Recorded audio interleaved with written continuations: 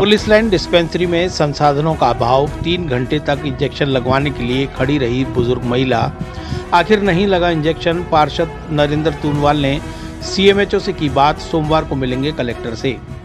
संभाग के सबसे बड़े जेएलएन अस्पताल पर मरीजों का दबाव न पड़े, इसके लिए अजमेर के हर क्षेत्र में सीएचसी और पीएचसी डिस्पेंसरियां खोली गई हैं, लेकिन इन डिस्पेंसरियों में संसाधनों का अभाव बताकर मरीजों को जेएलएन अस्पताल भेजा जा रहा है।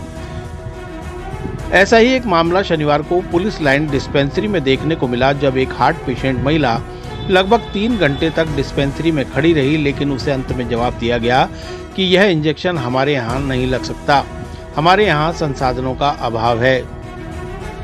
महिला ने वार्ड 62 के पार्षद नरेंद्र तूनवाल से संपर्क किया। पार्षद तूनवाल जब हॉस्पिटल पहुंचे तो उन्हें बताया गया कि यह इंजेक्शन चेक करने के बाद लगाया जाता है, जिसके लिए हमारी डिस्पेंसरी में संसाधन उपलब्ध नहीं है। इस पर पार्षद नरेंद्र तूनवाल ने सीएमएचओ डॉक्टर ज्योत्सना रंगा से फोन पर बात की और उन्हें मामले की जानकारी से अवगत कराया। तूनवाल ने बताया कि इस मामले में सोमवार को वह जिला कलेक्टर से मिलेंगे और बताएंगे कि इन डिस्पेंसरियों को खोलने का क्या औचित्य है जब यहाँ संसाधन ही नहीं है। बताइए क्या परेशानी आ रही है? जी, मेरे को 3 घंटा हो गया अस्पताल में खड़ी हूँ। मैं इंजेक्शन लगा नहीं रहे, परेशान हो रही हूँ मैं खूब ज्यादा। डॉक्टर ने लिख कर दिया इंजेक्शन लगाओ, ये लगा नहीं रहे 3 घंटा। पुलिस है, पुलिस लेना अस्पताल में। कौन सी दवाई ले रहा है? कौन सी इंजेक्शन तो भैया ना खाना नहीं, कहीं बीमारी था मारो वो ये हार्ट को ऑपरेशन हुआ, 2 वाल डला जी, 2 वाल डला 4 महीना होया। तो कितना टाइम हो गया आपके यहाँ? क्या कितना टाइम हुआ? 4 महीना नहीं, अभी यहाँ आए आप तो 3 घंटा हो गया मेरे को। क्या बोले के नहीं लगेगा, यहाँ जांच नहीं होगी यहाँ पे। अस्पताल जाओ, विक्टोरिया जाओ। नाम पड़ रही है। सरकार पानी, बिजली और चिकित्सा पे विशेष ध्यान दे रही है। चाहे मुख्यमंत्री जी हो, चाहे कोई भी महकमा हो, अपना अपना स्तर पर अपना काम कर रहे हैं। लोगों को सुविधा मिले, लोग कम से कम घर से बाहर निकलें। यहाँ स्थिति ऐसी हो गई, मेरे वार्ड की ये 60 साल की महिलाएं यहाँ आई भी है, बन्नो देवी। इनका हार्ट का ऑपरेशन हुआ है 4 से 5 महीने पहले। डॉक्टर मोनिका महेश्वरी ने इनको कोई इंजेक्शन लिखा है, ताकत का है, कोई प्रॉब्लम हुई है, न्यूरोकाइंड गोल्ड करके 2 ml इंजेक्शन, तो उसकी जांच होती है, मानता हूं मैं।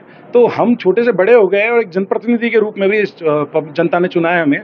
माता जी ने जैसी ये समस्या बताई, मैं हॉस्पिटल आ गया, यहाँ बात की। मैडम ने कहा हमारे पास सबसे पहले संसाधन नहीं है। तो मैंने जोधा सर से बात की, सीएमएचओ ऑफिस फोन किया, उनको बताया, उनको सूचना दी किस तरह की तकलीफ यहाँ पर आ रही है और समस्या का क्या समाधान है। तो बोले इनको समस्या बतानी चाहिए हमें, हम साधन देने के लिए कोई दिक्कत नहीं है। जो चीज़ें ये बता रहे हैं ऐसी चीज़ें, ऑक्सीजन कंसंट्रेटर मेरे घर पे है, न्यूबुलाइजर मेरे घर पे है, तो हॉस्पिटल में क्यों नहीं है?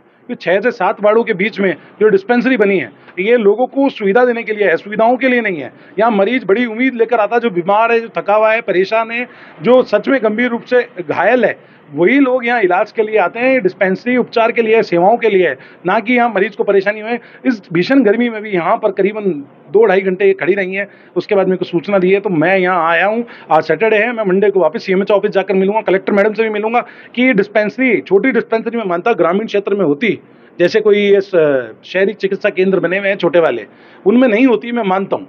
मगर यहाँ इतने सारे लोग आते हैं, कम से कम 200-300 लोग यहाँ दिखाने आते हैं, अपनी बीमारी, दवाइयाँ लेने आते हैं।